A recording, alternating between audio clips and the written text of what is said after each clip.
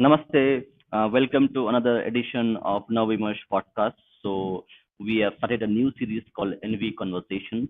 So as part of the conversations, today we have again invited Mr. Faiyaz Hossain, was born in Bangladesh but now doesn't live in Bangladesh.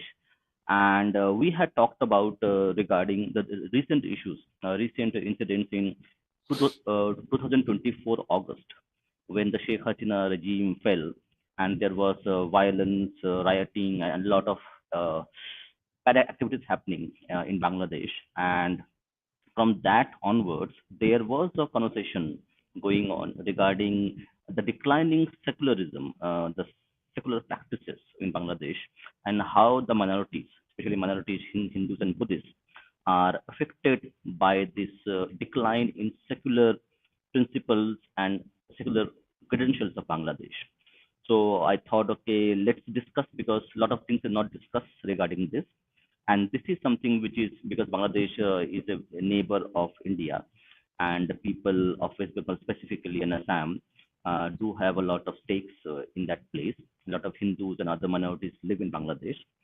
So we have invited Fayaz to talk about and give his perspective. So we'll also be giving some data. We have a document prepared which we'll be sharing to complement what Mr. Fayaz will be saying about the historical perspective that was Bangladesh a secular country when it became a secular country, and how on the ground implementation of secular policies and principles have been bit, I would say, not very effective in curbing violence and curbing discriminations against minorities. So, namaste, Fayaz. How are you? Namaste. I'm good. Thank you so much, Dada. How are you? I'm doing good. I will just first, so you can start with your opening statement, and then I'll show the documentation to complement your data and perspectives. Go ahead. Hi, everyone. Namaste. My name is Faiyaz. I spent 28 years living in Bangladesh, and I went around all over Bangladesh to see, meet, and find out a lot more than what we are taught. And in that process, I found out a lot of things which I want to share with you. And I'm currently living in Australia. I'm studying here and working as well. So it's part of my process about learning and finding. And I'm also an author and columnist at the Mili Chronicle, and I'm also contributing and writing books as well. Yeah, thank you, and I think I will also share some articles that you have written on Miri Chronicles. So that I'll also do it later. Let's just I will start with your opening statement that when you were saying that declining or fragile secularism in Bangladesh, what do you mean by the statement? If you could just elaborate so for the audience to understand the statements under this meaning. Right. By fragile secularism, what I mean is the secularism is there in the constitution, but not in implementation. And also, what is available in the constitution has also contradictory message in other bylaws in the constitution. For example, uh, there is another law that says Islam is the main religion of the state, and even though it was introduced during the rule of military dictators, but when the most secular party available that was in power, Awami League, was there, they could not change it. So what they did was they changed it to Islam is the main religion, but Hindus, Christians, Buddhists, and other religions will have equal status. So that was their level of secularism. But my argument is, even the Awami League did that, and they did a good thing by saying that Islam and other religions will have equal status in the eye of the state. But that is also problematic in the lens of secularism. So if they want to claim Bangladesh is a secular state, it cannot happen like that. That it will have a main religion and other religions will be equal to the main religion. It cannot be like that. When they do it, it becomes flawed. So that's my argument here. The thesis will be that uh, secularism in Bangladesh exists, but in a very weak and fragile decimal. That will be my argument in this entire episode. Sure. So let me share one document to the audience. Let me, hopefully, people will be able to see the content. So let's go from first. So, so correct. So here we see the following, as we spoke about, following the August 2024 political upheaval in Sheikh Hasina's departure and minority communities face unprecedented threats. Reports indicate over 1,045 documented cases, and there are several which are not documented. It's the violence against minorities in recent period, with systematic targeting of Hindu temples, homes, and businesses. Uh, yeah, so Fayaz, I would like you to just start from the constitution itself so that we can start the conversation. Okay, right. I would like to start from the British era. So during the Yeah, British era, there was no official secularism, but what was there is there was religious tolerance on one side. The British did not usually interfere between Muslims and Hindus, their personal lives or their personal religious affairs. But what they did was they often tried to influence a type of Protestant version of Christianity through missionary works, where they helped people to convert. But it did not create that much of an impact in Bengal.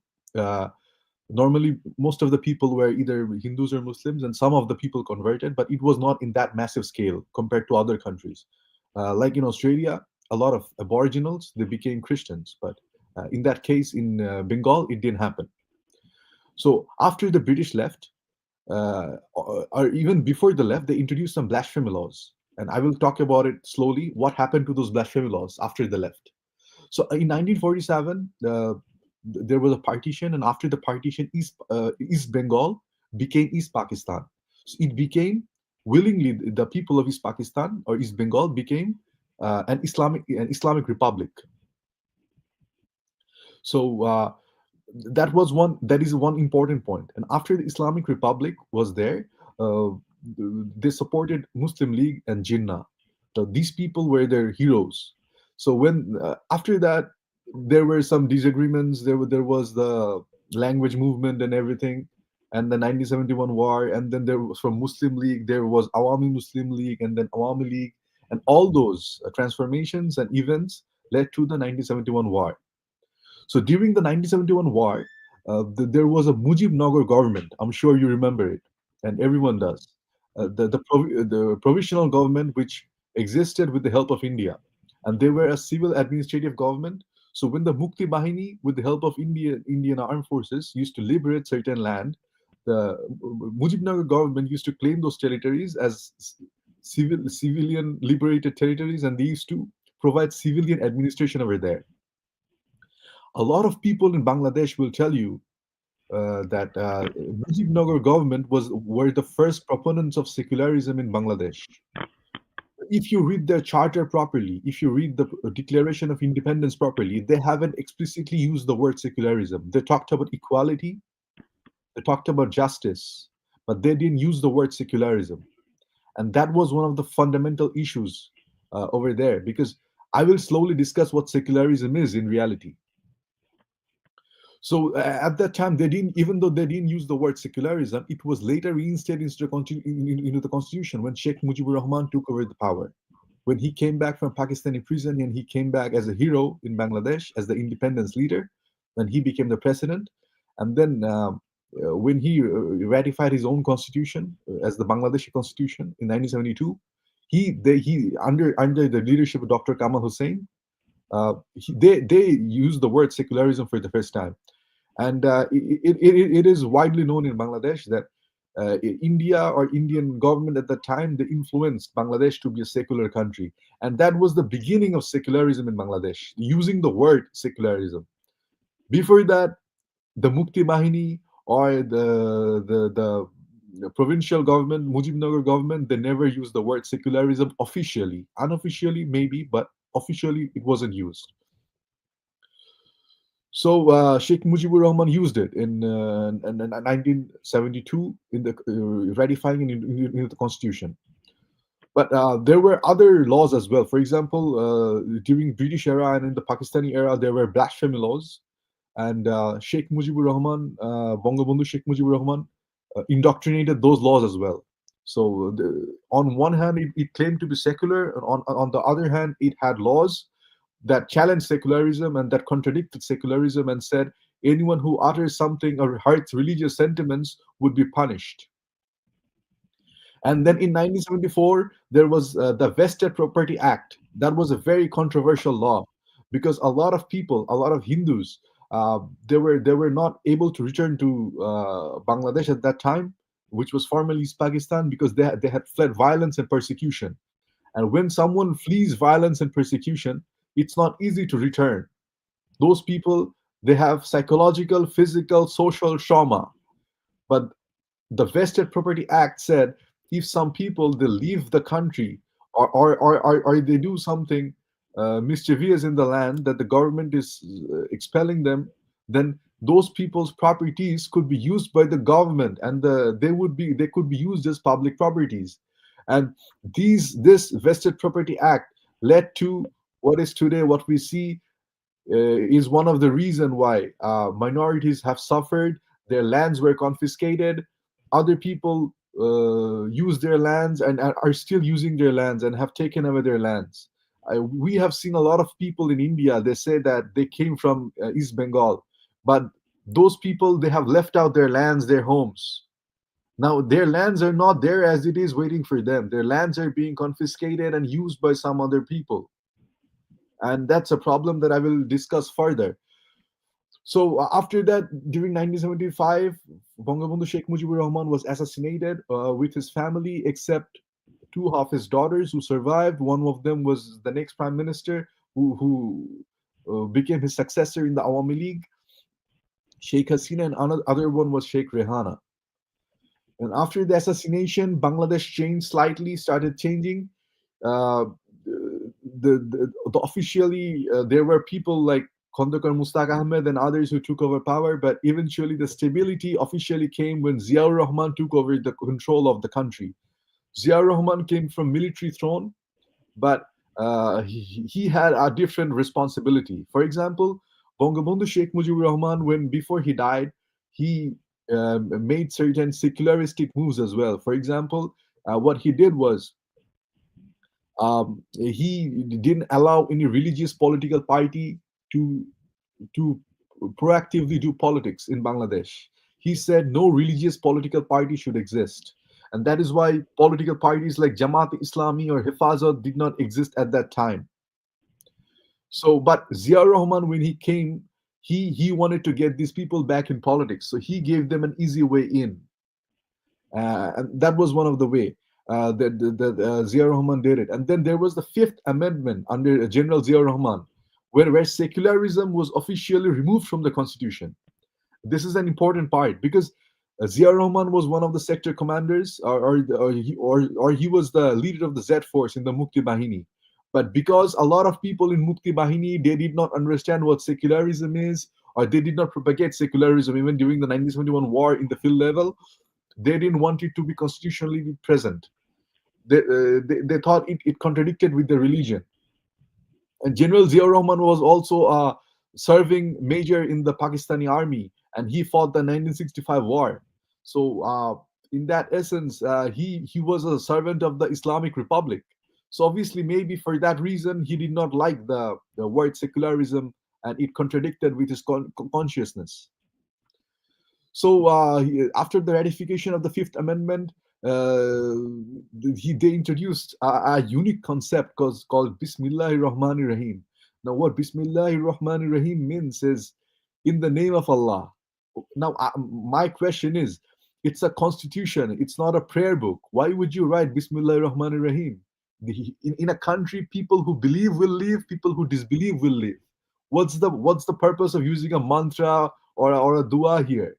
Like, it doesn't make any sense because people who believe or disbelieve will live here. So what's the point? You should use those kind of sentences that you believe are pure in your prayers or in your daily activities, not in a constitution where all kinds of people should survive. Now, interestingly, General Zia Rahman was killed, attacked and killed, and then there was another military took over by General Ershad. General Ershad was a very religious man, uh, and he did a lot of things. For example, he declared Friday as an official holiday, and then he also introduced Islam as the state religion. Now, before that, even during General Zia's time, Islam was not called officially called a state religion because in the 1971 war, even though they did not claim to be secular, but they did not fight for an Islamic state. They fought for a Bengali state. So a Bengali state and then Islamic state, it becomes very contradictory. But General Ershad was not a freedom fighter. He did not fight in the 1971 war. So since he didn't, and he was made the deputy army chief by General Zia, he took that opportunity and somehow made a military coup after the death, and then he took over power. So he introduced these concepts, and for example, he after declaring the state religion, he changed a lot of things in Bangladesh, and he was known to be very religious, and he used to propagate Islam, praise Islam publicly in his life, even more than Zia Rahman. And General Irshad was known for that. Now, after 1988, slowly there was a democratic transition, and there was the fall of General Irshad, and it was known as the end of military dictatorship and beginning of democratic practices. Now, initially from 1991 to 1996, it was ruled by Bangladesh Nationalist Party (BNP), who is a centrist right-wing leading organization, and they did not bother to care much about secularism. And after that, the Awami League came to rule. Now, when the Awami League came to rule in 2001, they created a vested property return act where they wanted the Hindu population who lost their lands confiscated by a lot of people and especially Muslim people. They wanted them to be returned to them. But unfortunately, those laws had a lot of loopholes, and it was not possible to make a good return. And the Hindus did not benefit much. Some people benefited, but only a minority, fringe minority of Hindus benefited, not most of them. Why they couldn't fix it? Why they couldn't fix the vested property act? Because in 2011 again they corrected the laws. Again they did it.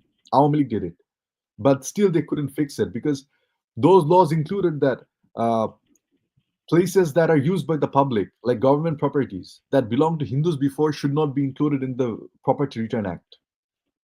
And there was another problem that I have seen personally. That is, a lot of places that used to be used by the Hindus, after the Hindus left, that was immediately transformed into a mosque or a madrasa. So, because it was transformed into a mosque or a madrasa, it became a place of worship in the name of God. And there is a concept called waqf. You're sure, because in India Yeah. there was a huge chaos and debate over waqf before the Operation Sindoor. So, uh, because of that waqf, they were not able to claim those land back, and it would create a lot of communal tensions and problems. So either way, the Hindus, even though they tried, a lot of them applied. But according to Professor Abul Barakat, Dhaka University professor, he said a fringe minority, and a lot of people say maybe even 1% of the people, Hindus, only got their lands. It became to that extent. I'm not exactly sure if it's 1% or 2%, but I'm just saying people say it. So it's a very small chunk of Hindus who were able to get those lands, unfortunately. And in 2005, for example, there was another rule that declared the High Court. High Court declared that the Fifth Amendment by during Ziaur Rahman was declared illegal, but Islam, declared as the state religion, remained, and that was interesting because no one wanted to change it. Neither BNP nor Awami League, they wanted to change it because they thought that if they change it, people will assume that this will lead to people thinking that those political parties or those people have become atheist. They don't believe in Islam, or they don't believe in Allah. They don't believe in Quran. They don't believe in Hadith. They don't believe in Prophet Muhammad. They used to assume like that. Interestingly, I will tell you something. There was a minister, state minister, during the reign of Awami League. His name was Dr. Murad Hassan. I have met him personally once, and I spoke to him about this issue, that why is Islam the state religion still now? And then he said that it's a complex issue and it's hard to remove and all. And then I spoke to him and told him that how can a country have a religion? If a country can have a religion, then a building can have a religion, then a forest can have a religion, then a village can have a religion. I asked him this question. I said that people can have religion, or a country can implement religion, but a country cannot have religion. Religious laws can be implemented by a country. Like in Afghanistan, the Taliban are implementing Islam. Now, there we can say it's an Islamic nation. But Bangladesh, they have banks, they have brothels, they have all un-Islamic activities going on. But why do they have to use Islam as their state religion? I explained it to him. I don't know, even though it was a personal conversation, I don't know if he will still remember me or not. But he suddenly came up from the Awami League and he stood up and he said that we want 1972 constitution back, we don't want a state religion. And when journalists asked him why not, and he said the same argument I gave him, that uh, a building cannot have a religion, a village cannot have a religion, then how come a country? If a country can have a religion, then can the world have a religion?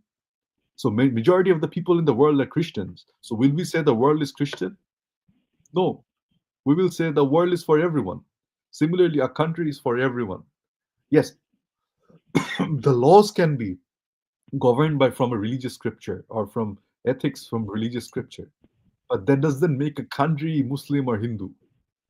That was my argument that I told Dr. Murad Hassan, and he propagated that. But unfortunately, for that reason or for other reason, he or for some other comments that he made, he lost his seat as as a cabinet member. He lost his position as a minister. And in 2024, when there was an election, he was not given nomination. For that reason, or maybe some other added reasons as well. And Awami League's Joint Secretary Bahauddin Nasim was asked, and he said that no, we have no plans to change Islam as the official religion. We don't have the plans to ratify or nullify it. We want to, because we already corrected it, and we said other religions like Hinduism, Christianity, they will have equal status. So during the Awami League rule, there was an interesting event. It was called the Shahbag Gonojagaron Moncho. It was a reunification of secular bloggers where they demanded the war criminal trial. During the trial, a lot of them had an atheistic philosophical mindset. And this was a problem because other Islamist groups took advantage of it and said that Awami League is supporting and propagating atheism. So then Awami League had to ratify and promote blasphemy laws as well. So we will now go to the demographics. For example, in the current religious demographic of Bangladesh, so the Muslim population is estimated to be around 90 to 91%. Hindus are 8%. Buddhists and others are 1%. Now, my question to everyone is, what about the atheists? What about the agnostics? Where are they? Where is the counting? They don't exist? Of course they exist. Because no one really estimates them, calculates them, or gives them any value in Bangladesh. No political party, even Awami League, the most secular party. That's why my title was Fragile Secularism. Because as a country, you are supposed to recognize everyone. You are supposed to talk about the rights of everyone. But unfortunately, they don't. So Bangladesh could be considered a Muslim dominated, philosophically Muslim dominated secularism, but such a thing does not exist or cannot exist. So that's the problem. That's why I called it a fragile secularism. Even during all types of leadership, from military rule to democracy to Sheikh Hasina, all types of rules that we had, there was no exact perfect transition towards secularism. Even during the interim period that we are seeing now, same thing, or even worse than Sheikh Hasina. Now it's even worse. At that time, there was some accountability. She used to value some Hindus to go higher up in positions. She used to give, for example, in 2011, she did the Vested Property Return Act, and some Hindus benefited. Maybe a small chunk, but they did. But now it's even worse. Now, the violence against minorities, you have to understand, when the secular concept in Bangladesh had faced a lot of drawbacks and criticism because of the nature it was involved within. Initially, the secular concept, or how the Awami League came from Awami Muslim League, was because of the Hindus. Because the Awami League leadership, they saw that Hindus are part of their movement.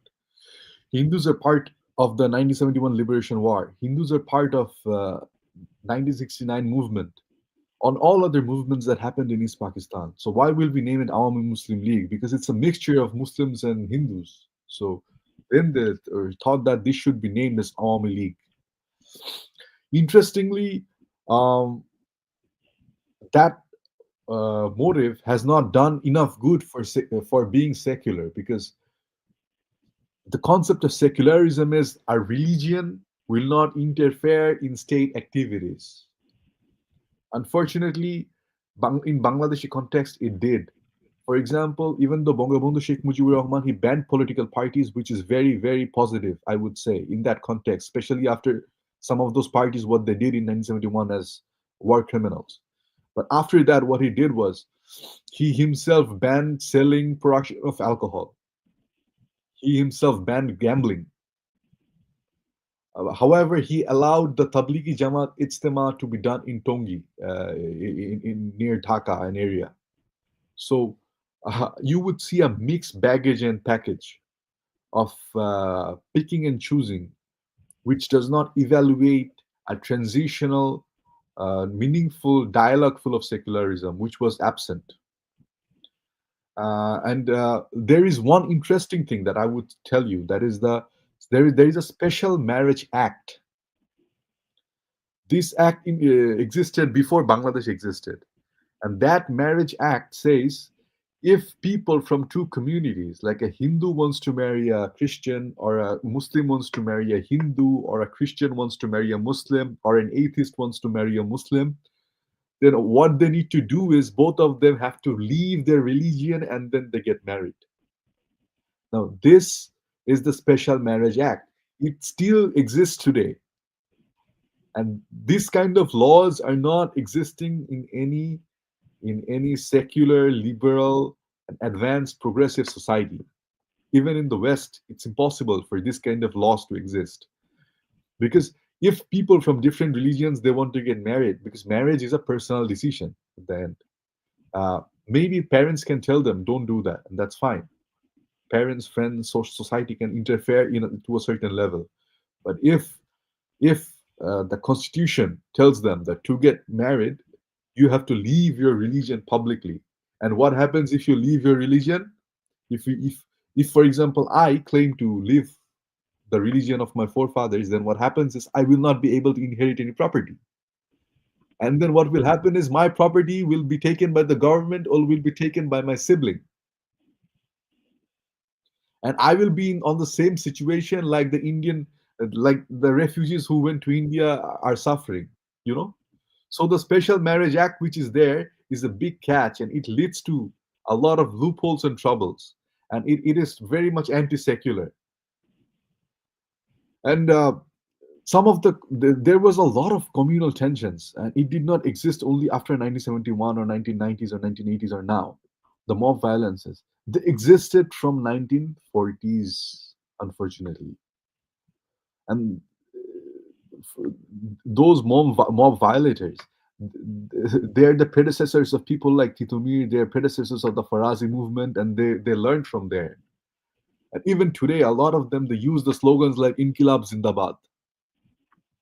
The same slogans used by the Farazi movement and other people during the British rule. Same slogans used to attack the Hindu king. And so some of the events are highlighted here. For example, the 1992 Babri Masjid aftermath. Bangladesh witnessed widespread communal riots. Now, Babri Masjid was a masjid formed by Babur. He was a dictator, a ruler uh, in another part of India, of course. But this has nothing to do with Bangladesh or Bangladeshi Hindus. Yeah. Now, for example, if there was a Hindu country, say in Atlantic Ocean, and they broke some mosque, you will see some people in Bangladesh will do mob violence citing that. That's the problem. So let's say Mauritius is a Hindu country or Indonesia. So if they do any kind of violence there, Bangladesh will have retrospective violence over there. They will have a counter violence, and they often call it kisas in the Shari terminology. That if you harm us, we will harm you equally. But what do you mean? Like Babri Masjid is India's personal issue. India has a Supreme Court. India has their rules and regulations, and from there, India can have their own dialogues and progress it if they want to decide to break it or make it. And if India wants, they can make 10 Babri Masjid. It's India's matter. Why will you? Why will you harm them here in Bangladesh? And that's not only in the case of Babri Masjid. Anything. If the Waqf protest would go on 2 3 weeks, you will see violence in Bangladesh would follow up easily. Now, after the 2001 election, the BNP government that came back to power for the second time, but in the second time, I don't know why, when they came back to power, they were much more brutal against Hindus. They attacked Hindus a lot more. They were a lot more communal. There were circumstantial evidences that the BNP had a lot of ties with uh, Islamic radicals and terrorists and activists. And even at that time, there were Al Qaeda affiliates. They tried to, they tried to rule some parts of Bangladesh. They were known as the Jamaatul Mujahideen Bangladesh. In 2013, there was the Hifazat movement, and they wanted a lot of reforms, pro-Islamic reforms, and that led them to have clashes with Army League, and the minorities here also suffered and got attacked. And then in 2021, there was Kumilla incident due to blasphemy, allegations of blasphemy that certain Hindus uh, they desecrated the Quran and stuff, but they were not proven. There was no proof, but they still attacked and harmed them. And the same thing in Ramu and other places. The mobs, the violence, and everything. It resulted from disinformation and misinformation propagated by people who wanted to take advantage. Now, unfortunately, the problem was Awami League was in power at that time, but this couldn't be stopped, or there was no justice available during that time that was done openly, so that people would cherish those justice systems, and they would reflect that because of this case and justice, we wouldn't be able to do this kind of attacks or violence again.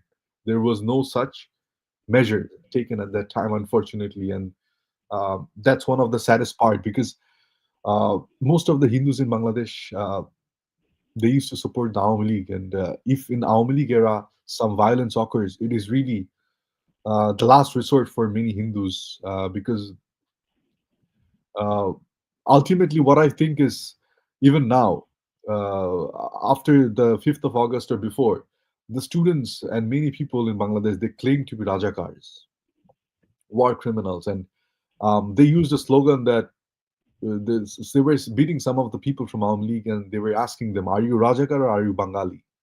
Meaning either you are Bengali or either you are Rajakar.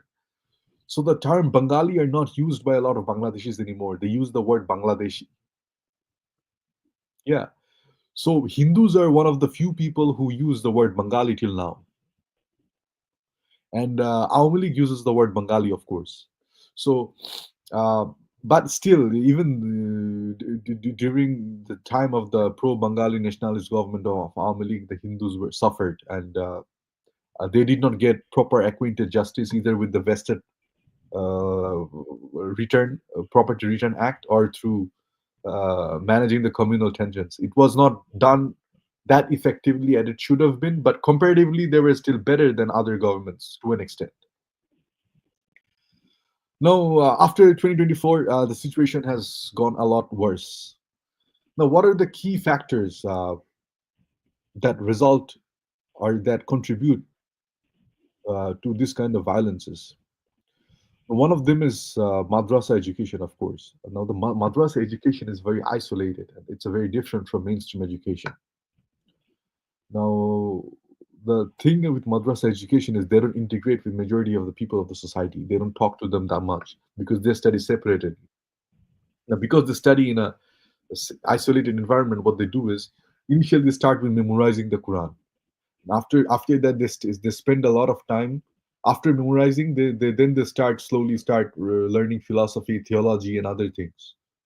Now, this process where you start by memorizing and then you go into other subjects makes people becoming a memorizing ant. They don't want to learn and use their minds. They want to learn by memorizing. So they don't want to be research oriented learners. They want to be uh, learners like a parrot. So this what happens is this is a very easy way to radicalize them, because whatever their scholar will say, whatever their leader will say, they will have to memorize it and implement it, because that's what they were habituated from a small age.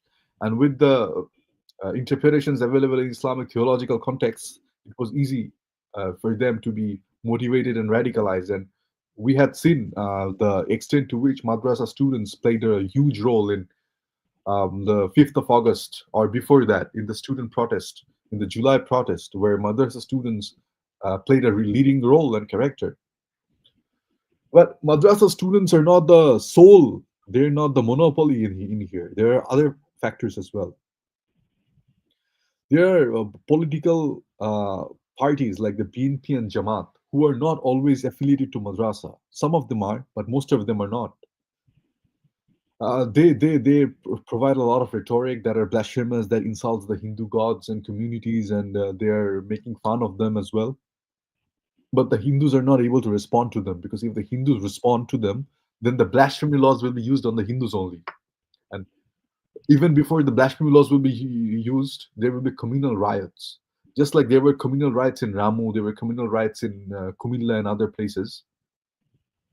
The problem was there were disinformation, there was no proof. So imagine if a Hindu would talk openly and they would criticize the government, or not the government, the religion openly, or they would reply to the attacks. Because when you attack someone, they would defend, and the one way of being defensive logically is attacking the other, attacking the other's ideas and philosophy. That is a normal way of debating. It's not possible in Bangladeshi context, because of the blasphemy laws. Now, the blasphemy laws existed; they still exist, and even during the Awami League rule, they indoctrinated blasphemy laws and ratified it. Then they had the Digital Security Act and the Cyber Security Act, where they focused on not hurting religious sentiments. But this mostly goes in favor of Muslims, because if you insult or say anything critical of Prophet Muhammad, or even in research context, like people like Taslima Nasreen, who were academic who wrote academic books. Books can be good or bad. That's a different thing. But even while writing books, you're not able to express your freedom.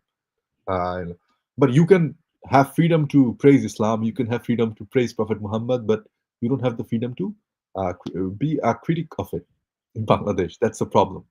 That's a problem where it cannot be called as a proper secular state.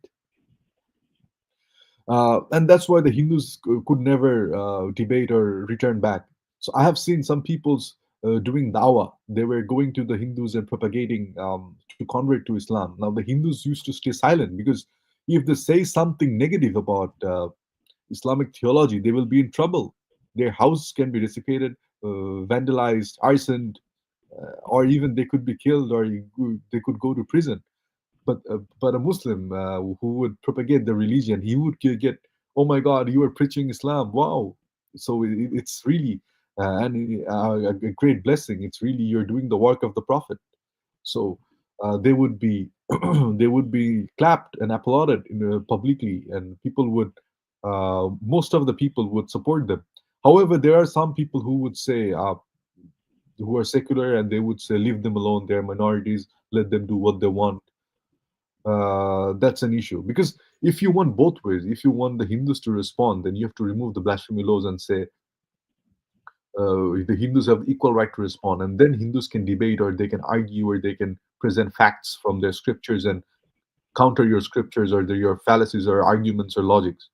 But they're not able to, unfortunately.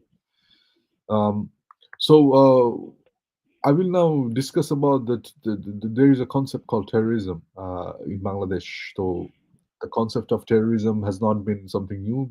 It's been quite old, because there was the Afghan jihad, where a lot of mujahideen from the madrasa, they participated, and then they went to the jihad, and then they returned after the war was completed. With the help of America, they fought against Soviet Union, and then they learned a lot of things from there.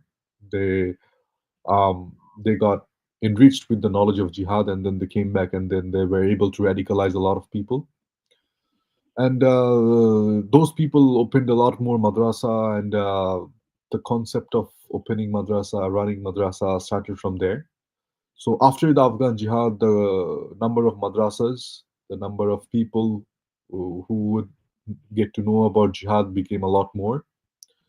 And initially, Bangladesh, most of the people in Bangladesh, they were following the Hanafi madhab, and they were Sufis or Brelvis. Uh, there is a scholar in India, Ahmed Raza Khan Brelvi. He's from the town of Brelvi.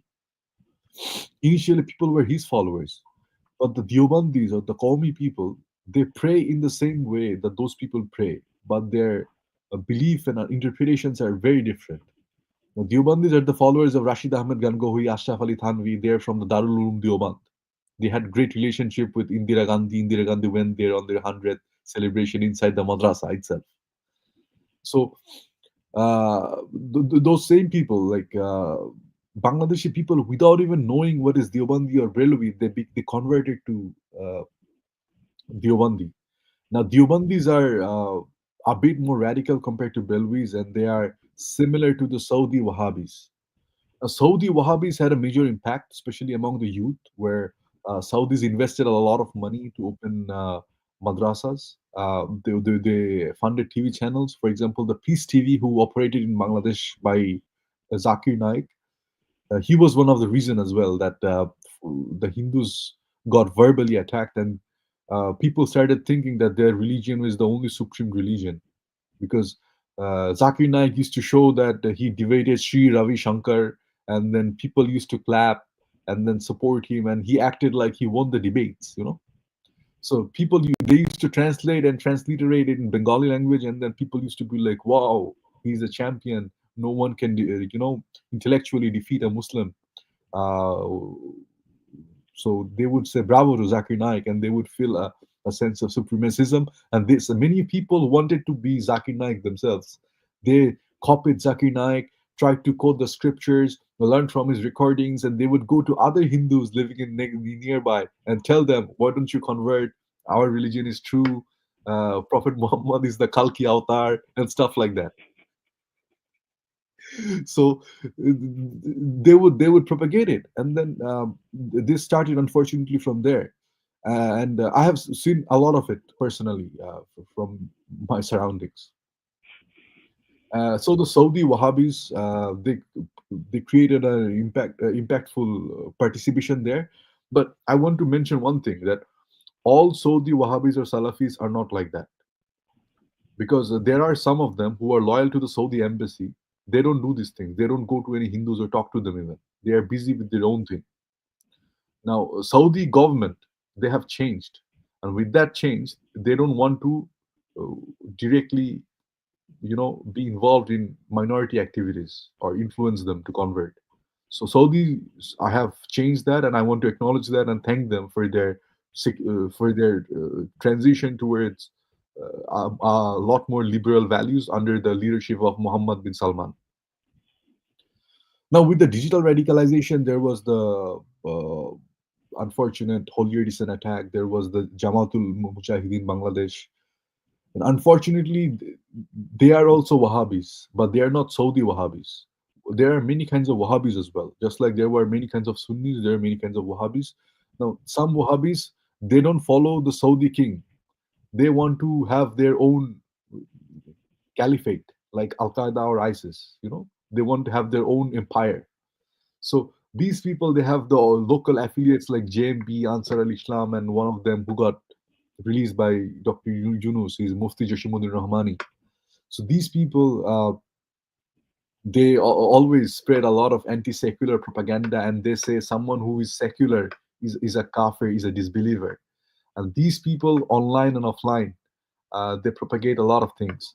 Now, yes, Saudi Arabia before 1980s, 1990s, or even before 2000, a lot of them were like that as well. They used to say the same thing. But fortunately, they have changed, and that led to certain people of section from the who were followers of the Saudi Wahhabi doctrine to neutralize silently, certainly. So, for example, there was Salman F. Rahman, an advisor of Sheikh Hasina. He was a Saudi Wahhabi, but he was not a radical because he got neutralized, of course, and he's a businessman, and he was an advisor there, and he was never speaking radically, but he was one of their followers, and he had good relationship with Saudi government. So after that, this radicalization still continues, and it's still part of the society. And there are Shias and Qadianis in Bangladesh as well, but they have very limited rights. They cannot propagate because one of the foundational principles of Shia Islam is that they criticize the Sahaba, they criticize the wives of the Prophet. So, because they criticize them, it would be considered blasphemy. So, they are not able to propagate it openly. And the Qadianis believe that Mirza Ghulam Ahmad Qadiani is one of their last, someone similar to a prophet, but not exactly a prophet. So, but the Sunnis don't accept him as the prophet or something, or anyone. The Sunnis, they think he's an imposter. So, because of that, Mirza Ghulam Ahmad Qadiani and his followers have always suffered persecution and attacks. And so did the Sufi Mazar, because, as I said, people knowingly or unknowingly shifted from the Mazar following Brelvis to Diobandis, the Qawmis, and Hifazat. So they started hating Mazar, and they shifted towards Tabligh, they shifted towards Hifazat, they shifted towards political Islam instead of being with the Sufis. So knowingly or unwillingly, they changed because those people, they pray in the same way, so they thought maybe that Islam and that Islam is same. But once they were influenced, it was too late for them to realize that they have already changed without knowing. And I know a lot of people, their ancestors were Sufis, but now they are establishing Qawmi Madrasa because without even knowing, they realized, they felt like that is correct and that is wrong. So, of course, there are global recognitions and reports about all these that have happened. It's not that just that we are saying it from the sky, and I have seen a bit from reality, but it's all reported and documented. Unfortunately, not a lot of Bangladeshis know about them. So, as I spoke about the 103 Ahmadi homes, businesses, Hindu homes, Hindu statues being desecrated, damaged, persecuted, it was documented by the US State Department. Now, I'll tell you, the European Parliament, the Amnesty International, the Vatican News, all of them show traces of these incidents, but these are very much unreported and fragmented pieces. They only portray a partial reality of the exact event. I know one Hindu boy personally from Borishal.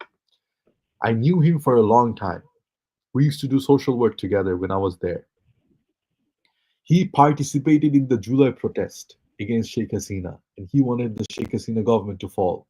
But immediately after the incident, his neighboring houses were burned, desecrated, vandalized, and statues as well. And then he came up on social media and said that uh, people are saying Bangladesh is liberated for the second time, but Hindus can never be liberated. And so I recently spoke to him for an article that what happened, and then he said that the amount of violence that happened, they are not really uh, taken properly by the people because the media has been censored. They're not able to propagate the message clearly, and also BBC, the renowned network, they sent Sahar Zand, a British journalist, and she even propagated in her documentary that the persecution level that is available on media is very less. So most of the cases have been unreported.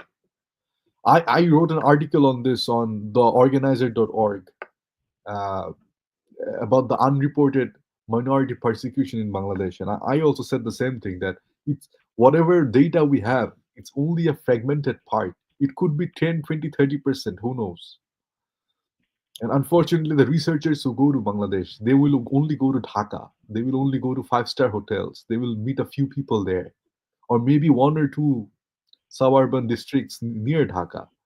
But they will not go to the border areas that are of high risk zones like Satkira, like Joshua, like Ramu, like Noakhali and others that have traditionally suffered violence and intimidation for decades. And as DNI Tulsi Gabbard from the US State Department stated, that it's a long-standing crisis for Bangladesh. It's a long-standing human rights persecution. And this long-standing persecution happened because there was no proper secularism, because you are not giving proper rights to minorities. You're not giving proper rights to Hindus, Christians, Buddhists, to atheists, to agnostics. You're not giving proper rights to Shias. You're not giving proper rights to Qadianis. Now forget about Hindu and Muslim equal rights. A Shia and Sunni does not have equal rights in Bangladesh. Hindus are very less compared to Muslims, but Shias don't have equal rights. Qadianis don't have equal rights. Now, even the Sufis, the Bauls, the people who sing Qawwali, the followers of Lalon, they don't have equal rights. So how will Hindus have equal rights? It's a very far-fetched thinking that to have equal rights. So yeah, some of them can pretend to be equal, some of them can pretend to have a good life because of some personal interest or pressure from pressure groups or from pressure from governments or enforcement agencies. But it's very difficult. Without proper democratic stabilization, without proper democratic transition, it's not possible. And in interim government, they're saying they want to reform, but they're reforming nothing. When it comes to secularism, they're reforming nothing.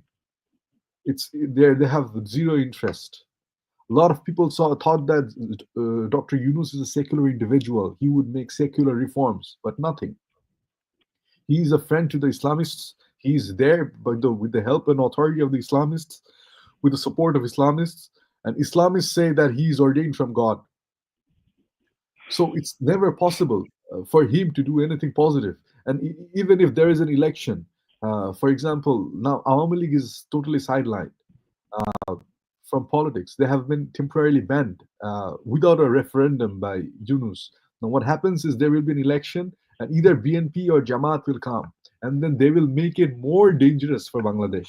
So the fragile secularism will get more and more cornered in Bangladesh.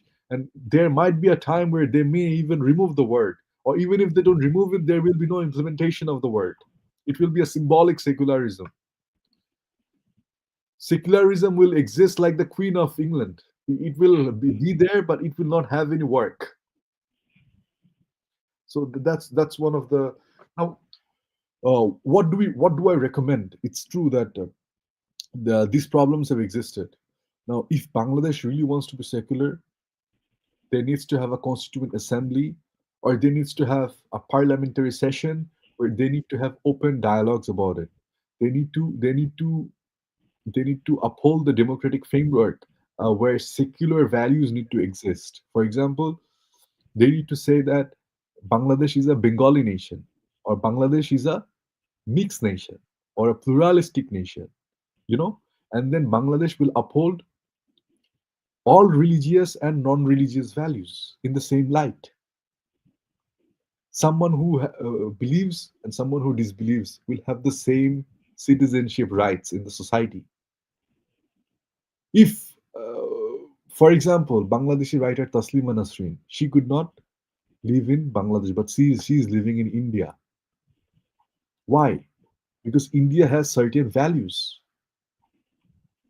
Of course, India also falls under pressure when during Waqf bill and other problems, the Muslims they come to the streets and they vandalize and attack and target. That's they put pressure, and then this kind of pressure really impacts the secular framework of India, or they create political tensions in India for no reason. When these issues could be solved by dialogues, but the people they want to come to the streets, and some people they benefit. They say, "Come to the street, we will see," and stuff. But this is not a solution. Coming to the street, the solution is having meaningful dialogues. The solution is to have constitutional reforms. The solution is to think first. What do we want? Do we want a Muslim dominated philosophical, Sunni philosophical Deobandi version of state, or do we want a state for all? I think everyone wants a Qawmi version of state, a state where the teachings of Deobandi ulama will have priority. That's the state I think what they want. Because if they didn't want it, they could have had a certain amount of framework. Now, um, the Deobandis are having good fundings, local and international, from all political parties. And after receiving the funding, a lot of people knowingly and unknowingly, as I said, are converting. So because of that, they will have an upper influence in the society, and they will have more and more influence as of coming years. So unless Bangladeshi people want to embrace secularism, it will not be embraced with just mentioning it in the constitution. And there could be diplomatic pressures. There could international community might pressurize, but I'm not really hopeful because what the interim government has done since August 5th, there has not been enough pressure. There has not been enough problems for them. The international community have advocated sometimes, but they have really turned a blind eye. As the UK journalist Sahar Zan said, the world has ignored the Hindu persecution in Bangladesh, the minority persecution in Bangladesh. If the world is ignoring this, um, then it's really a big problem. So all these issues have contributed to a lot of unnecessary violence, propagated a lot of unnecessary tensions. But the solution really only lies in a secular transition. Now that's what majority of the people in Bangladesh are unfortunately right now they're not interested in. And unless they're interested in that, it's not possible. Uh, that's what I feel.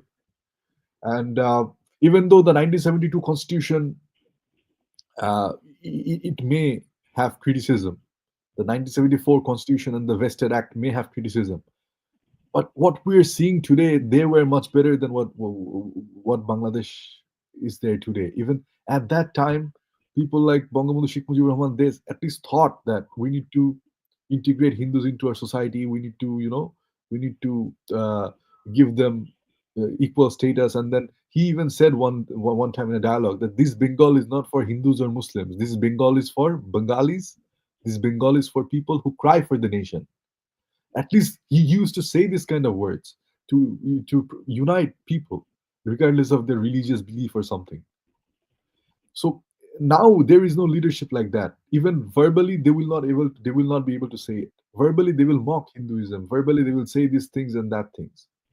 Only Hindus that are loyal to their personal political party, they will be nice to them. So this is the pick and choose game that has been going on. And with this kind of framework, unfortunately, anything is possible, but secularism will be weak and weaker. And they will exist as a symbol, like a pin drop and nothing else. So of course, we would like to request urgent call to action. As the DNI Tulsi Gabbard stated and others stated, of course, from the international community, the Human Rights Watch, Amnesty International, and others have stated over and over again. Um, there needs to be good ways to declare pluralistic framework, and of course the minorities need to be protected. UN has a lot to do, but unfortunately, the UN is only busy with Rohingyas. They are not interested in other segments of the society, and they're turning a blind eye. And I feel very sad when people like Volker Turk, the UN Human Rights Commissioner, is not has not said has not said enough about the, or even had said nothing compared to what is expected from him about the minority violence in Bangladesh since August 5th. He's the human rights commissioner. He should be more careful about these issues. If he wants, he can go visit the Hindus, and uh, he could have said this is disinformation, this is true, and we have to face these issues. You have to correct these issues. You have to be more secular and liberal. And Bangladeshi secularism contradicts the United Nations Universal Declaration of Human Rights. But unfortunately, people like Volker Turk, they have no problem with Afghanistan, they have no problem with Saudi, they have no problem with Qatar, they have no problem with any other country, and so they will not have problems with Bangladesh, unfortunately. So that's the problem. UN needs to play a big role in countries like Bangladesh that is struggling with democracy and secularism. UN needs to play a big role. I always said it when I was in Bangladesh that if Bangladesh can have a good democratic transition and they can have secularism in the transition, then they will become like India. But if Bangladesh has a electoral democratic transition but not a secular transition, then they will become like Pakistan. That is the reality. Today, they're going back to the East Pakistan. If you read the reports today about Bangladesh and if you read the history of the 1940s, you will see there are a lot of similar in patterns. So this is the problem. The UN has not done enough. The international organizations have not done enough, and Bangladesh was not able to learn why they should implement secularism. They were always thinking about their selfishness. The selfishness of the majority is not democracy, is not secularism, and that is Bangladesh, unfortunately. So, thank you. Thank you, Fayaz. It was really heartening to know that you have done a lot of research. You are working on that, and you have shared so much knowledge, understanding of the local issues, your personal experiences, which you have gathered while living in Bangladesh. Now you live outside Bangladesh, so you can speak more freely about it and educate us, okay, inform us more about what's happening because we live from far-flung places, and due to barriers of language, culture, understanding, it's difficult sometimes to actually for people who are from different cultures, different geographies to understand what's happening in Bangladesh and what can be done about it. So really, thank you. I have one or two questions, so I'll ask those, and then we have some audience questions. We'll also take them as well. Sure. My first question is that when we are defining secularism, okay, in the nation-state perspective, correct? So secularism as a concept was derived when in the West, church had a lot of powers and which was misused. Okay, and from the misused power of church and the Catholic Church specifically, okay, or church in general, which actually created a lot of problems for the normal people and also for the governments.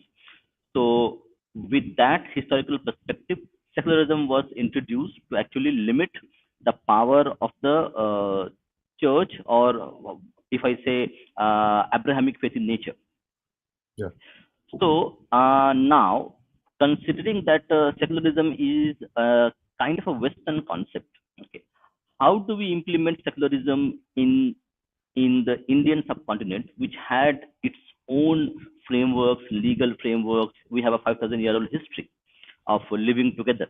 Okay, where in if you see the Indian subcontinent, including modern day Bhutan, India, Pakistan, Bangladesh, even Afghanistan, and greater areas. Okay, so we had Buddhism, Jainism, Hinduism, even other philosophies which actually coexisted. Okay, so what do you think? Does secularism needs to be implemented in the subcontinent in a modified manner, or we should import this as it is as a Western concept itself? Yeah, of course, it's a Western concept, but unfortunately or fortunately, it was introduced into the Constitution, and that's why we're talking about it. But apart from Hmm. that, if you want to see from the traditional perspective, Hmm. in the Indian subcontinent or in Bharat, that we Hmm. say that Hmm. uh, we had our own culture, we had our own roots, and it was secular without calling secular, because the Hindu Dharma by itself is secular. For example, the Hindu Dharma allowed people to live Hindu Dharma without being punished. Hindu Dharma accepted people from all sorts of backgrounds and uh, people from different faiths.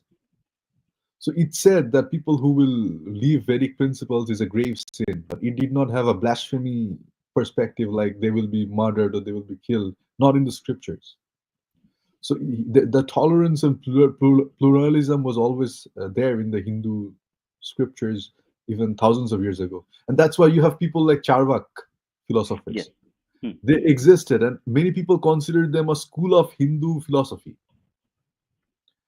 I Yeah, don't know. I will just give you one input to make it a little bit more clear. Yeah, So, Charvak, so correct. So you had the Vedic Shastra, Vedic Dharma. Okay. yeah, So in Sanatan Dharma or Hinduism, so you have Astikas and Nastikas. Okay. yeah. People who believe in Vedas as the source of knowledge. Okay. They are called Astikas.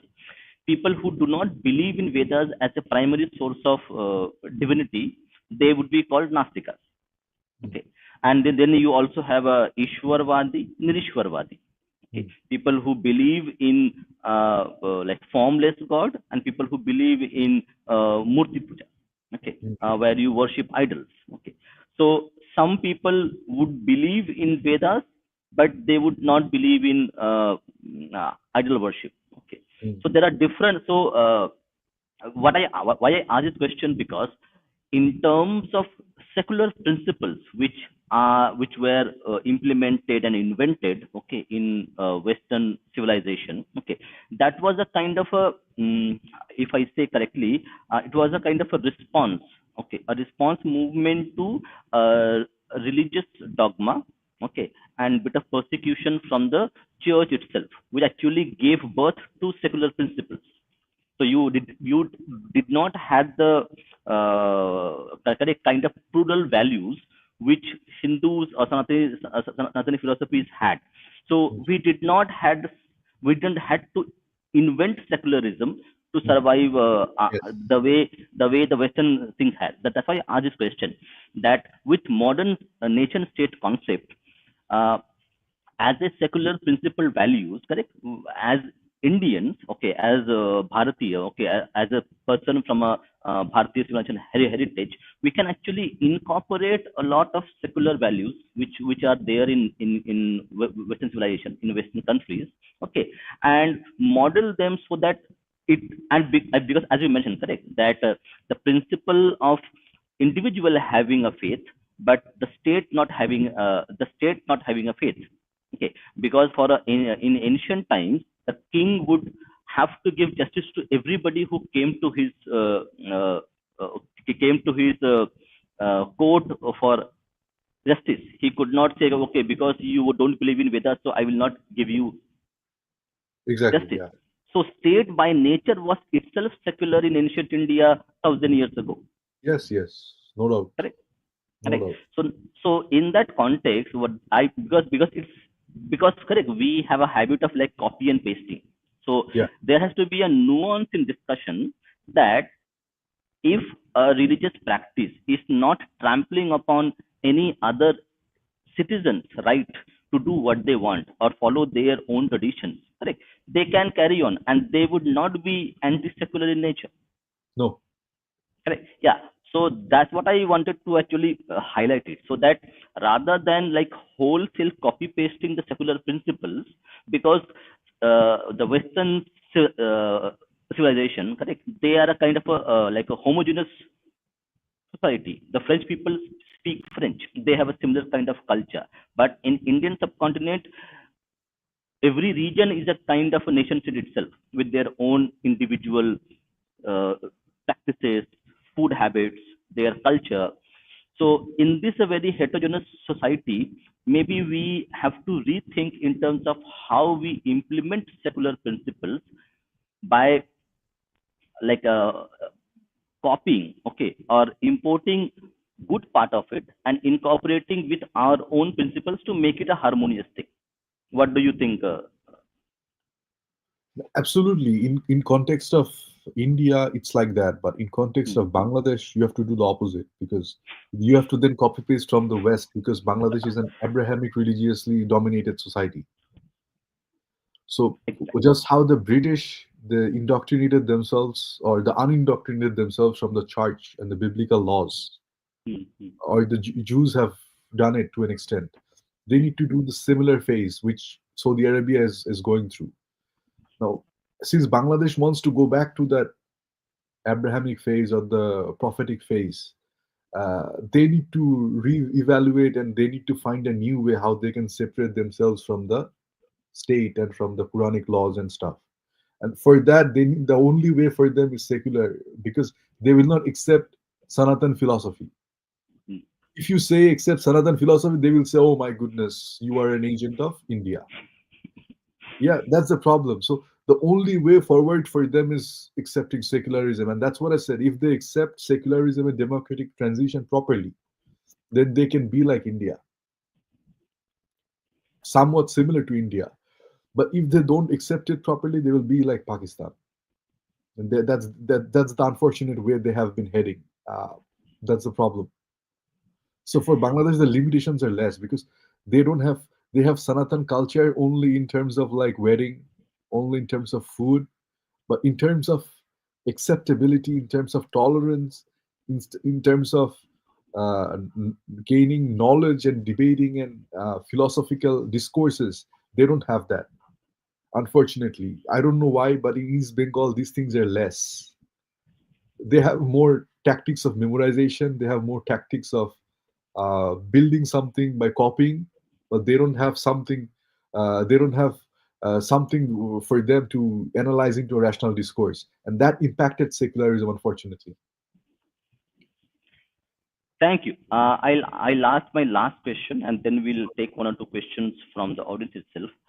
So now you see the because you know the country from inside because you have lived there. You have lived in the society where you were born. Okay. How do you think uh, right now with the kind of government we have? We don't have actually government in now. It's I don't know. There is no legal framework to name the government which is running now. It's kind of Yeah. run by advisors. I don't know what we call it. Nor is a theocracy, nor is a military rule, nor is a democracy. You don't know how do you define the government now. But still, whatever governing dispensation that we have right now in Bangladesh, and the way things are moving, where the notes are being changed, the currency notes, and there was also call to actually change the constitution itself. Okay, so from a fragile secularism, are we seeing the erasure of whatever remaining secular principles which were there uh, in constitution to are in grave danger right now, grave danger from fragile to grave danger in terms of its secular principles and policies on constitution in constitution. Yeah, of course. The degradation is there. It's going on, and that's what I said. It's going on the path towards becoming another Pakistan. Now, Pakistan internationally, when they go, they will also tell you that they have minority rights and everything. When they go to the UN, they will say the same thing. Bangladesh is doing the same thing. When Muhammad Yunus will go abroad, he will act like there is no problem in Bangladesh. Yeah. So this is the nature of things. They don't want to take responsibility of what is happening. They want to deny it. This denying culture among the politicians and among the civil societies or among the people have been a lot of stress, has given a lot of stress for Bangladesh. And so what was remaining in secularism is also under threat right now. That's the conclusion. Yes. Thank you. I think I am done with my questions. I will take now one or two questions from the audience. But do you think can we have this discussion in Bangla as well? Because that might benefit bit more people who speak Bengali and who are closely related to that. Let's Yes, of discuss this. course. We can do it in Bangla as well, no problem. Yeah, we'll try to have one more session this in Bangla. So we'll discuss few more points. Not exactly the same, but there's a lot to talk about anyway. So Yeah, let's we take a can do few. one thing. We can do one Hmm. thing. We can discuss this, and we can also discuss how Hinduism by itself is secular. Yeah, yeah, correct. Even Exactly, exactly, even without using the word secular, how Hinduism itself is secular, and why. If someone is Sanatani, they don't really need to implement British secularism. We can talk about this later. exactly, exactly. Yeah, yeah, yeah. We'll talk about that. We'll do a Bengali episode Yeah, that yeah. will be bit helpful for people. So we have a question from Retrowave Universe. Ask Fayaz, how do you respond to the argument that Islamic extremism in Bangladesh isn't just a fringe problem, but a foundational issue, one that has enabled slow killing of Hindus since 1947. So I think he's talking about the ideological framework of the Abrahamic faith, which actually creates the foundational for this discrimination and atrocities to continue over the 4, 5, or maybe 10 generations. Of course, it's 100% ideological. Uh, Muslims and Hindus, they almost have the same DNA. You cannot even know. For example, if we take away a Muslim baby and a Hindu baby and someone steals it and mixes it up, you will not know which is it, which. We will say these are Bengali babies. So that's the problem.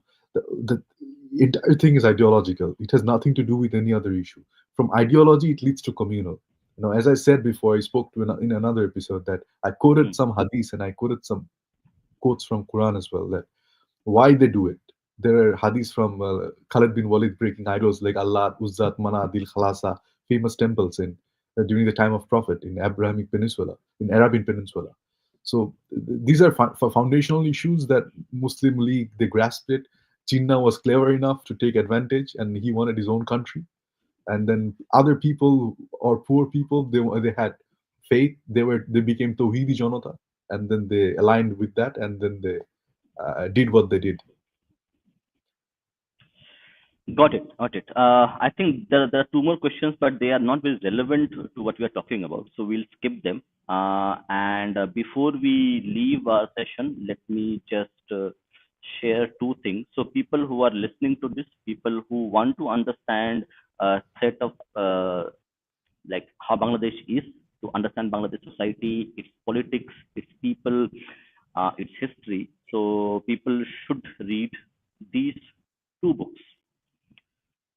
One book is by Mr. Deep Haldar and Mr. Abhishek Vishwas. The book is called Being Hindu in Bangladesh. So people who are interested, who are listening to this conversation, you can go ahead and buy this book. This book is available. You can see the book here also. I have kept it here. So this book is available in English, also in Bengali, whichever language you prefer. You can use this as a reference guide, addition to what we have talked about, what we have shown in the documentation and what Fayaz has said. And one more very interesting book, more relevant to our discussion, is regarding this book by Mr. Kushi Gangopadhyay and Devrato. The book's name is The Joy Bangla Deception, Bangladesh Islamism under the facade of Bengali nationalism. This is also talks about, discusses about a lot of points that we have covered in terms of the secular versus non-secular principles and policies within the institutions, the contradictory policies which they had.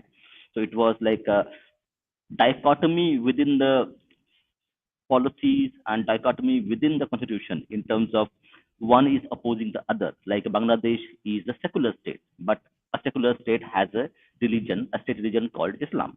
So they are contradictory in each other. So those things and many things are discussed in the book called Joy Bangla Deception. Both the links for the book and buying link is also there in the chat and also there in the description. So people who want to understand and learn more about it, you can go ahead and buy the book itself. So thank you, Fayaz, for your time. Okay. Thank you so much. Just Yeah, stay there for 2 3 minutes. We will discuss one more thing. As of now, thank you for your efforts. Thank you for coming to our podcast and sharing the details. It was really wonderful talking to you. See you next time. Jai Shri Ram, Vande Mataram.